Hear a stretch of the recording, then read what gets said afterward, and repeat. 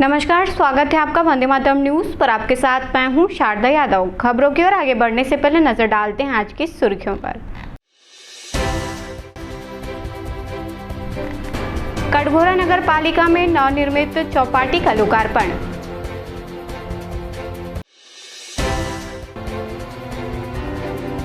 नगर निगम के सौंदर्यीकरण पर चोरों ने डाला डाका।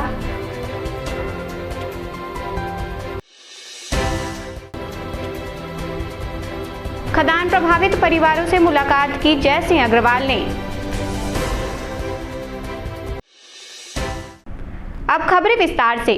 नगर के सौंदर्यीकरण और नागरिक सुविधाओं के विस्तार की दिशा में एक और कदम बढ़ाते हुए कटघोरा नगर पालिका परिषद द्वारा पुष्प वाटिका और नवनिर्मित चौपाटी का लोकार्पण समारोह भव्य रूप से संपन्न हुआ। इस अवसर पर मुख्य अतिथि कटघोरा विधायक प्रेमचंद पटेल और नगर पालिका अध्यक्ष राज जायसवाल ने संयुक्त रूप से फीता काटकर इस बहुप्रतीक्षित परियोजना का शुभारंभ किया। लोकार्पण समारोह को संबोधित करते हुए विधायक प्रेमचंद पटेल ने कहा कि अब नगर वासियों को मनोरंजन, पारिवारिक सैर और स्वादिष्ट व्यंजनों का आनंद एक ही स्थान पर मिलेगा। उन्होंने कहा कि प्रदेश सरकार का उद्देश्य है कि प्रत्येक नागरिक को बेहतर बुनियादी सुविधाएं सुलभ कराई जाएं और कटघोरा को एक आदर्श नगर के रूप में विकसित किया जाए। आज के इस कार्यक्रम में पुष्प वाटिका और चौपाटी का लोकार्पण उद्घाटन का कार्यक्रम था। आज से कटघोरा के आम जनता को चौपाटी और पुष्प वाटिका नगर पालिका की ओर से समर्पित है।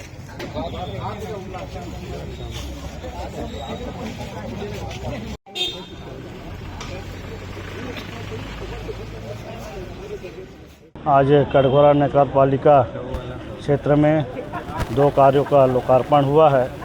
एक तो अपने रेहड़ी ठेले वालों का जो शहर में लगाते थे किनारे किनारे रोड के, उनको सुविधा के दृष्टिकोण से यहाँ पर चौपाटी का निर्माण कराया गया था। 19 लाख रुपया के डीएमएफ मद से और चौपाटी का निर्माण कराया गया था। और पुराने जो हमारे पुष्प वाटिका था और जिनका जीर्णोद्धार 65 लाख रुपये से यहाँ पर कराया गया है और सही समय पर ये काम पूरा हुआ है। इसके लिए मैं सभी कटघोरा वासियों को बहुत बहुत बधाई देता हूँ। आज समर्पित किए हैं, इसके लिए भी कटघोरा वासियों को बहुत बहुत बधाई देता हूँ। आज चौपाटी का लोकार्पण किया गया है और पुष्प वाटिका का उन्नयन का लोकार्पण किया गया है। ये आज से कटघोरा की जनता को नगर पालिका के द्वारा समर्पित, और इस व्यवस्था के लिए अपन लगे हुए हैं। चौपाटी के साथ साथ यहाँ और बगल में हाई मास्क लाइट के लिए अपन शासन को लेटर लिखे हैं। राजा सागर के सौंदर्यीकरण के विषय में चल रही बात, उसमें अपन काम कर रहे हैं। शहर की विभिन्न व्यवस्थाओं को अच्छे से करने के लिए, कटघोरा की जनता को लाभ देने के लिए, कटघोरा की जनता को स्वच्छ शहर देने के लिए अपन इस पूरे मुहिम में भिड़े हुए हैं। नगर निगम द्वारा सुभाष चौक से कोसाबाड़ी चौक तक सड़क किनारे फुटपाथ बनाया गया है।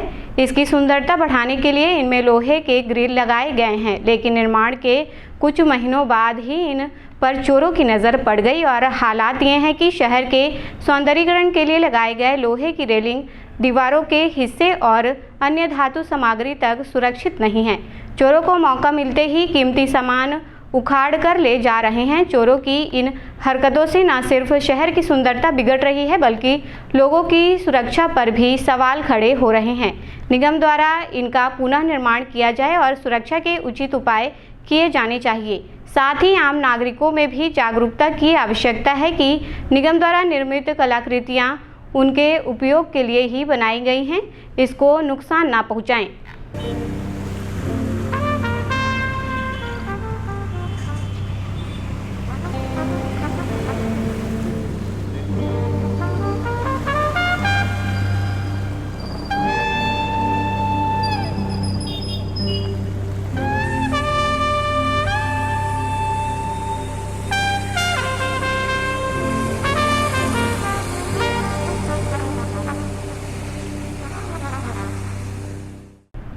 पूर्व मंत्री जय सिंह अग्रवाल रविवार को जटराज और कुसमुंडा के इमली छाप पर पहुंचे। यहां उन्होंने खदान और ओवरब्रिज निर्माण से प्रभावित परिवारों से मुलाकात की और उनकी समस्याएं सुनी। उन्होंने बरसात के मौसम में 11 मकानों को तोड़ने की कार्यवाही को निंदनीय बताया। जयश्री अग्रवाल ने आरोप लगाया कि ACCL प्रबंधन और पुलिस प्रशासन के साथ मिलकर मजदूर परिवारों के साथ अत्याचार कर रहा है।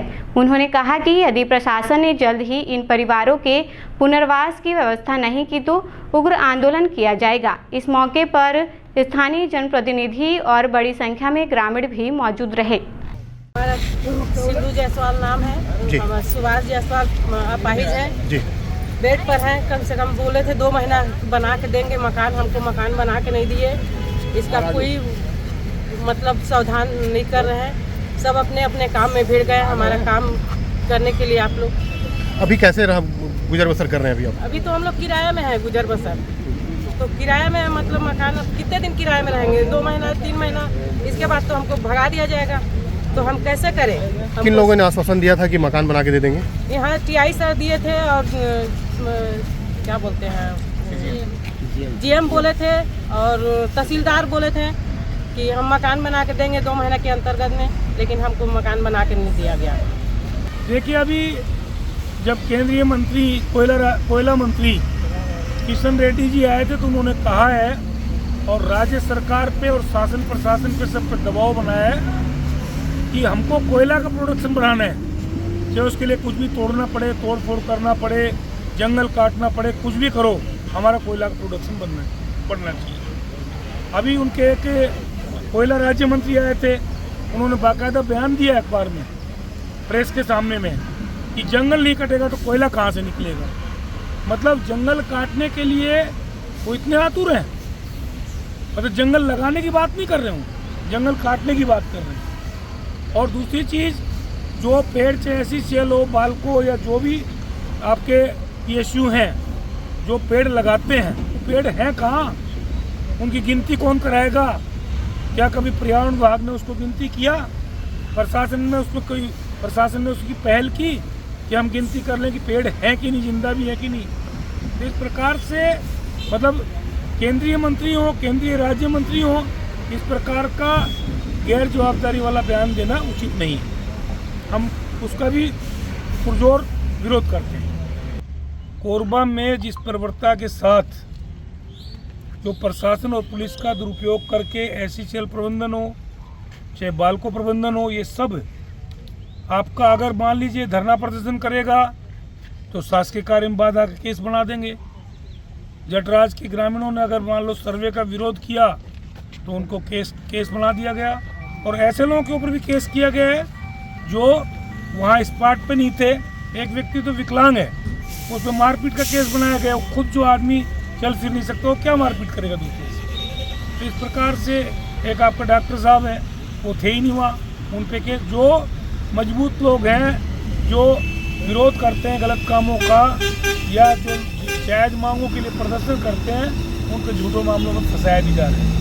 तो इस प्रकार से जो शासन प्रशासन की जो नीति है, हम इसका विरोध करते हैं और आने वाले समय में एक वृहद आंदोलन कोरबा में किया जाएगा और झूठ पड़ेगी तो कलेक्ट्रेट का घेराव किया जाएगा।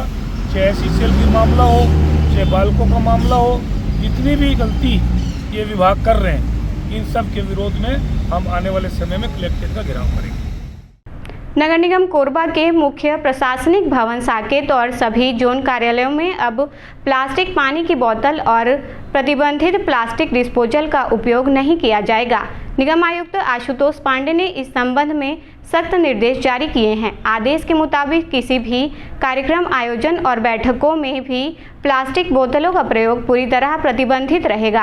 अपर आयुक्त ने जानकारी दी कि निगम आयुक्त आशुतोष पांडे ने प्लास्टिक के बढ़ते उपयोग पर रोक लगाने और लोगों में इनके दुष्प्रभाव के प्रति जागरूकता लाने के उद्देश्य से सबसे पहले निगम कार्यालयों में इसकी शुरुआत की है। उन्होंने कहा कि प्लास्टिक डिस्पोजल में गर्म खाद्य पदार्थ रखने से कई तरह की बीमारियां हो सकती है और यह शहर की स्वच्छता व्यवस्था में भी बाधक है।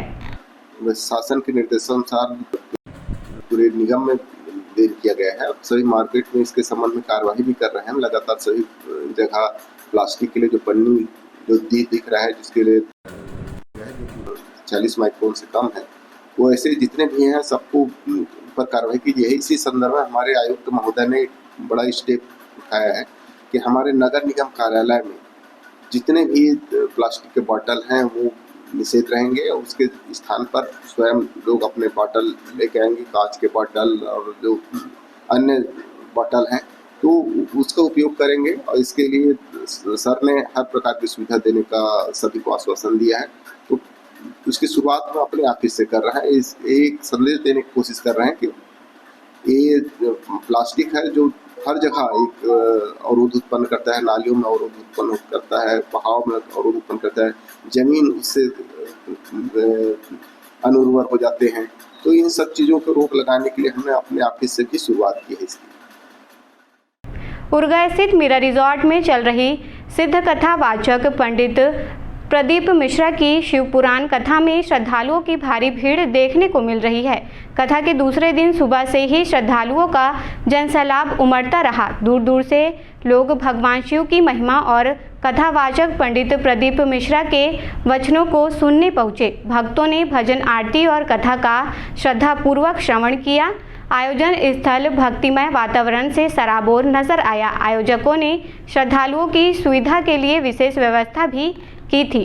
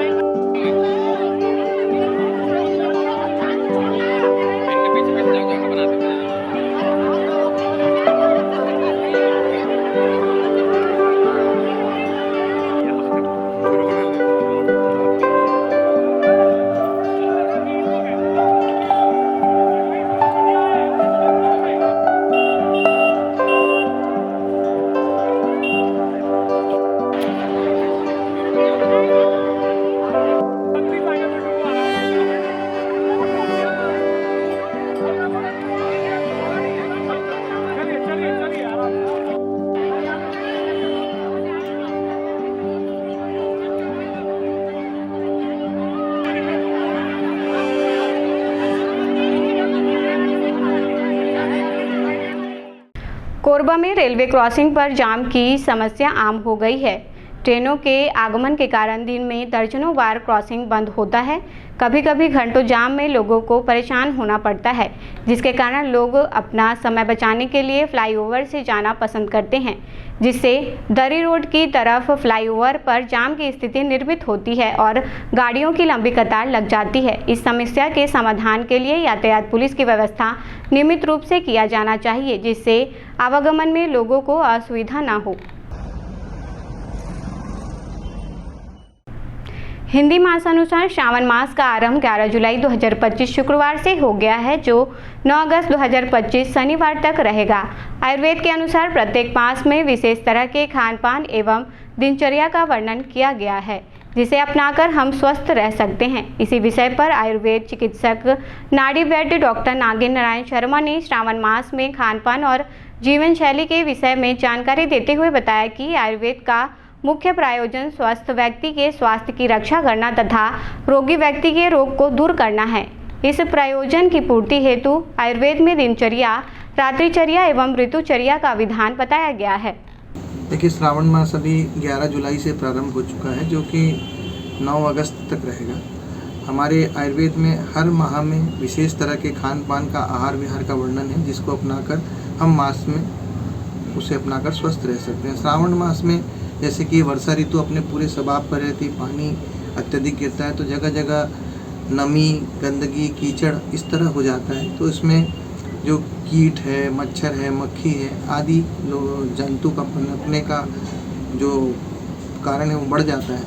उनके कारण से उससे होने वाली बीमारियों में भी वृद्धि हो जाती है, जैसे मलेरिया है, टाइफाइड है, दस्त है, उल्टी है और संक्रामक बीमारी इस माह में बहुत अधिक होती है। तो इस माह में विशेष रूप से हमको पानी पर विशेष ध्यान देना चाहिए कि पानी को उबालकर एवं छानकर ही प्रयोग करना चाहिए।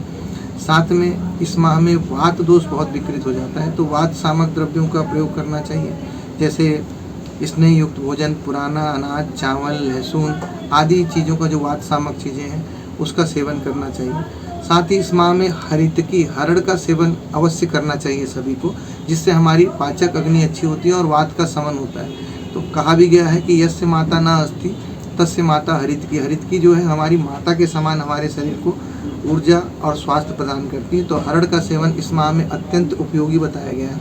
साथ में इस माह में भाजी, जो पालक, लाल भाजी और इस तरह की चीज़ों का सेवन नहीं करना चाहिए। इससे स्वास्थ्य संबंधी परेशानियाँ हो सकती हैं। तो ऐसी छोटी छोटी बातों को अपनाकर, छोटे छोटे उपायों को अपनाकर हम स्वस्थ रह सकते हैं। विशेष रूप से पानी को उबाल कर ही इस माह में प्रयोग करना चाहिए। जिले के आईटी कॉलेज परिसर में उस वक्त हड़कंप मच गया जब एक स्कूटी में सांप घुसने की घटना सामने आई। जानकारी के अनुसार आईटी कॉलेज में पदस्थ रजिस्ट्रार प्रणय राही भोजन के बाद अपने मित्रों के साथ टहल रहे थे। उसी दौरान उन्होंने देखा कि एक सांप अचानक उनके स्कूटी के भीतर घुस गया। लोगों ने सांप को भगाने की कोशिश की, लेकिन वह तेजी से स्कूटी के भीतर जा छिपा। लोगों ने तत्काल wild life rescue team Nova Nature के जितेंद्र सारथी को सूचना दी। सारथी ने स्कूटी पर नजर रखने की सलाह दी। थोड़ी देर बाद रेस्क्यू टीम मौके पर पहुंची। स्कूटी के वाइजर को खोलने पर सब हैरान रह गए। हेडलाइट के ऊपर एक कॉमन करेट स्नेक बैठा था। यह हल्का जहरीला सांप होता है जो इंसानों के लिए जानलेवा नहीं होता। जितेंद्र सारथी ने बड़ी सावधानी से रेस्क्यू उपकरणों की मदद से सांप को सुरक्षित पकड़ा और थैले में डाला। इसके बाद सांप को जंगल में छोड़ दिया गया।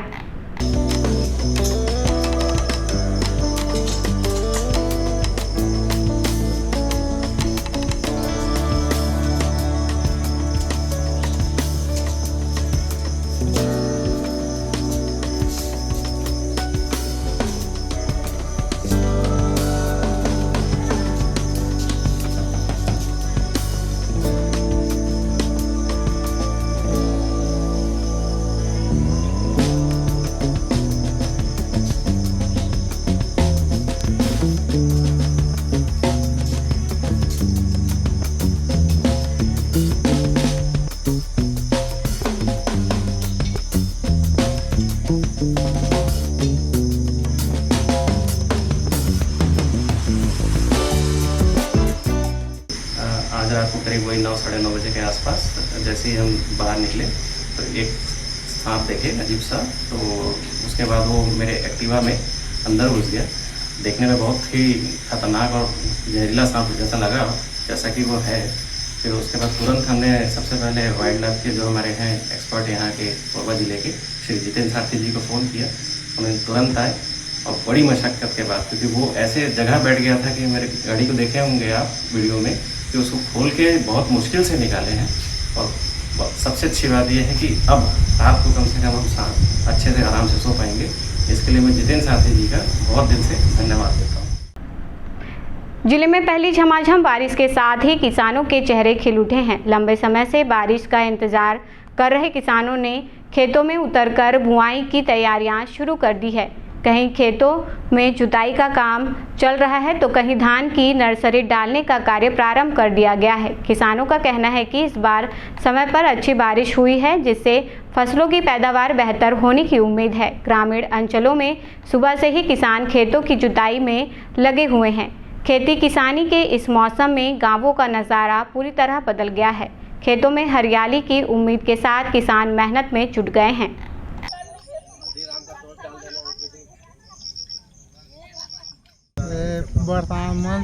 होते था, पानी गिरते था। फिर का कर था थरहा जोतवा के ना शुरू जोतवा के ये करते थे ना, बाद में पानी गिरते था, थरहा लगे चलते। और अभी का चलत है? अभी रोपा थरहा जगह था ना।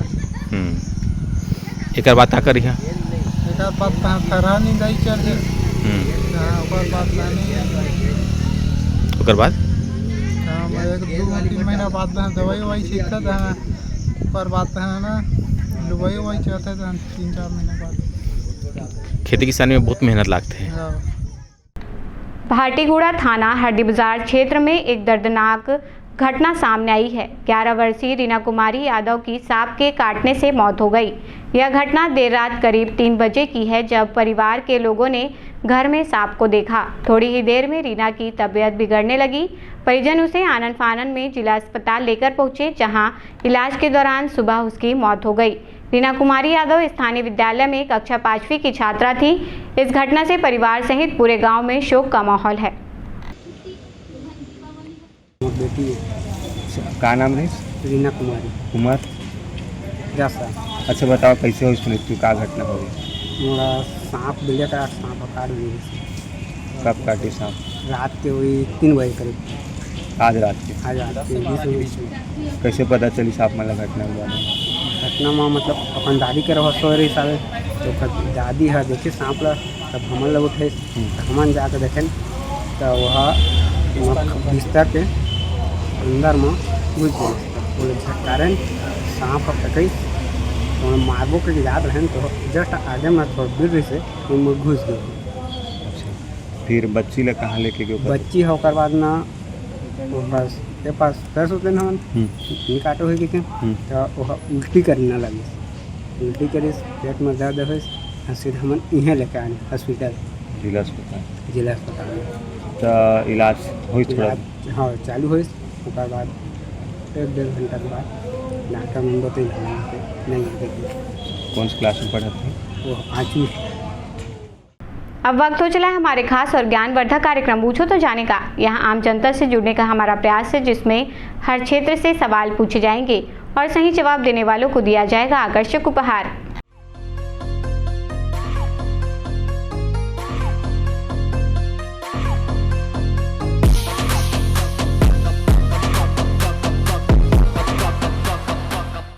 नमस्कार दर्शकों, आप सभी का स्वागत है आपके पसंदीदा कार्यक्रम पूछो तो जाने में।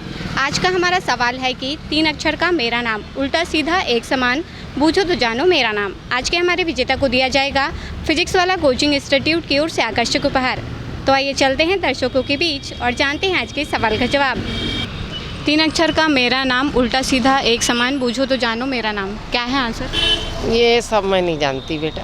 कोई बात नहीं, आप कोरबा वासियों को मैसेज देना चाहेंगे? नहीं, मैं कुछ मैसेज नहीं, मैं कोरबा वासी हूँ, यहाँ मैं थवाई के यहाँ ड्यूटी करती हूँ। 3 अक्षर का मेरा नाम उल्टा सीधा एक समान पूछो तो जानो मेरा नाम। पता नहीं, बस। कोई बात नहीं, आप कोरबा वासियों को मैसेज देना चाहेंगे?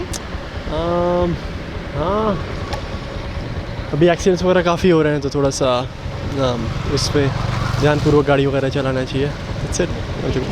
3 अक्षर का मेरा नाम उल्टा सीधा एक समान पूछो तो जानो मेरा नाम। क्या बोले क्वेश्चन?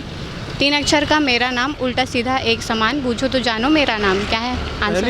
नहीं पता, नहीं पता। कोई बात नहीं, आप कोरबा वासी को मैसेज देना चाहेंगे? मैसेज देना चाहेंगे सब मिल कर रहे और ये जात पात से दूर रहे, वैसे ही मैसेज हमारा। ठीक, धन्यवाद। 3 अक्षर का मेरा नाम उल्टा सीधा एक समान पूछो तो जानो मेरा नाम, पता है आपको? बेटी नहीं जानती बेटी, मैं पढ़ी लिखी नहीं हूँ, मगर हॉस्पिटल में शुरू से काम कर रही हूँ, मैं पढ़ी लिखी नहीं। आप कोरबा वासी को कोई मैसेज देना चाहेंगे? अच्छा तो है कोरबा वासी के, अच्छा है, गाड़ी मोटर से अपना बचत करके जाना चाहिए, बिल्कुल आगे पीछे देख के, ठीक है, कोई एक्सीडेंट ना हो। हाँ ठीक, सब ठीक, धन्यवाद ना। 3 अक्षर का मेरा नाम उल्टा सीधा एक समान पूछो तो जानो मेरा नाम, क्या है आंसर? 3 अक्षर का मेरा नाम नहीं पता, आइडिया नहीं। कोई बात नहीं, आप कोरबा वासी को मैसेज देना चाहेंगे? धन्यवाद। 3 अक्षर का मेरा नाम उल्टा सीधा एक समान पूछो तो जानो मेरा नाम, क्या है आंसर? और दोबारा बताइए ना। 3 अक्षर का मेरा नाम उल्टा सीधा एक समान पूछो तो जानो मेरा नाम। जनक। क्या बोले सर? जनक। नहीं, गलत जवाब है। कोई बात नहीं, आप कोरबा वासियों को मैसेज देना चाहेंगे? सॉरी? कोरबा वासियों को मैसेज देना चाहेंगे? मैसेज नहीं, स्वच्छ रहिए सब लोग, ठीक, अच्छा रहिए। ठीक है, धन्यवाद। 3 अक्षर का मेरा नाम उल्टा सीधा एक समान पूछो तो जानो मेरा नाम। समझ नहीं आया आपको। 3 अक्षर का मेरा नाम उल्टा सीधा एक समान पूछो तो जानो मेरा नाम। पता नहीं, सॉरी। ठीक, कोई बात नहीं। 3 अक्षर का मेरा नाम उल्टा सीधा एक समान पूछो तो जानो मेरा नाम, बताइए सर इसका जवाब। जहाज।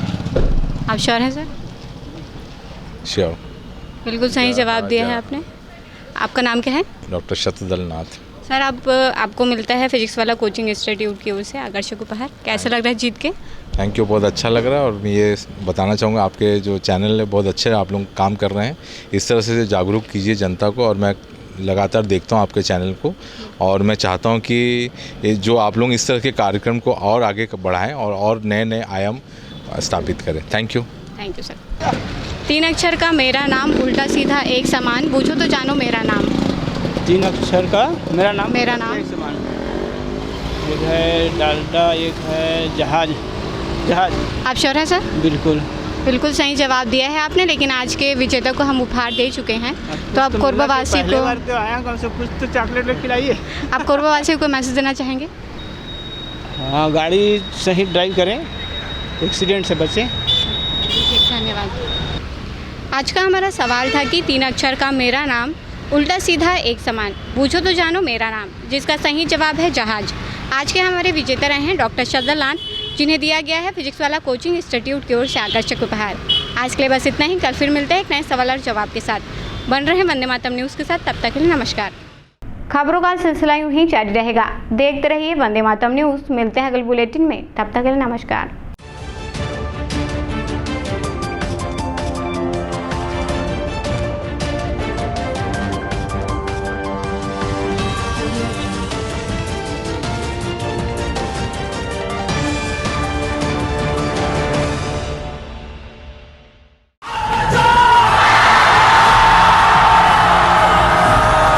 फाउंडेशन जेई नीट की तैयारी करने वाले स्टूडेंट्स और ड्रॉपर स्टूडेंट्स, अब आपके इंतजार पे पूर्ण विराम लगाने आ गया है फिजिक्स वाला आपके अपने शहर कोरबा में। अपने भविष्य को लेके चलिए एक सही राह पे फिजिक्स वाला के साथ। तो तैयार हो जाइए ऑफलाइन एजुकेशन में रिवॉल्यूशन के लिए। हमारा पता 2nd फ्लोर, शांति हीरो शोरूम, कोसाबाड़ी चौक, कोरबा, छत्तीसगढ़। फिजिक्स वाला विद्यापीठ पाठशाला, पढ़ लो चाहे कहीं से, मंजिल मिलेगी यहीं से। Session 2024 and 25 admissions open for JEE, NEET and Foundations from classes 8th to 12th and droppers। अधिक जानकारी के लिए आप इस हेल्पलाइन नंबर पे कॉल कर सकते हैं 7880189145। Happy learning. Siddhi Vinayak hospital, a unit of orthopaedic surgery and trauma management. अब हड्डियों से संबंधित रोगों के उपचार के लिए कहीं और जाने की जरूरत नहीं। जटिल एवं असाध्य रोगों का सफल इलाज अब आपके अपने शहर में। घुटने व कूल्हे के जोड़ों का प्रत्यारोपण, जटिल फ्रैक्चर एवं जोड़ों का सफल ऑपरेशन, गठियावाद व जोड़ों के दर्द का उपचार, टेढ़ी मेढ़ी हड्डियों का बेहतर इलाज, हड्डियों की जन्मजात विकृतियों का उपचार। इसके अलावा OPT 1-2 की सुविधा, modern pathology lab, private semi private general ward की सुविधा, modern digital X-ray, ECG, ICU, ventilator की सुविधा, pharmacy, OT team, waiting area, 24 घंटे एम्बुलेंस एवं आपातकालीन सुविधाएं उपलब्ध। हमारा पता Siddhi Vinayak hospital, doctor Shadalnath, plot number 52, Bluebird school के पीछे, कोसाबाड़ी, कोरबा। इसके अलावा अब हमारा नया संस्थान सिद्धि विनायक प्राथमिक एवं ट्रामा सेंटर, उर्गा।